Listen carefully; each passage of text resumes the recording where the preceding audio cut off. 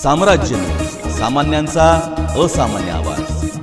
सोलापूर शहर पोलिसांनी तडीपारीच्या 2 कारवाया केल्या आहेत। अनेक गुन्हे दाखल असलेल्या 2 युवकांना सोलापूर आणि धाराशिव जिल्ह्यातून तडीपार केले आहे।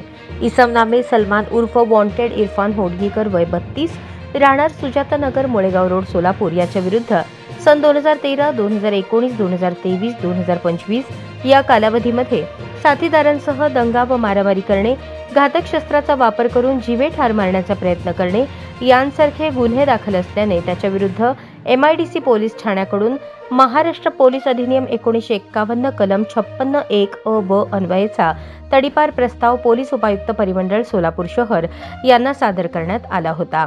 तसेच इसम नामे अनिल उर्फ काल्या राजू चौगुले वय 30, राहणार मड्डी बस्ती सोलापूर याच्या विरुद्ध सन 2018 व 2024 या कालावधीत चोरी करणे यांसारखे गुन्हे दाखल असल्याने त्याच्या विरुद्ध सदर बाजार पोलीस ठाण्याकडून महाराष्ट्र पोलीस अधिनियम 1951 कलम 56(1) अ ब अन्वयेचा तडीपार प्रस्ताव पोलीस उपायुक्त परिमंडळ सोलापूर शहर यांना सादर करण्यात आला होता।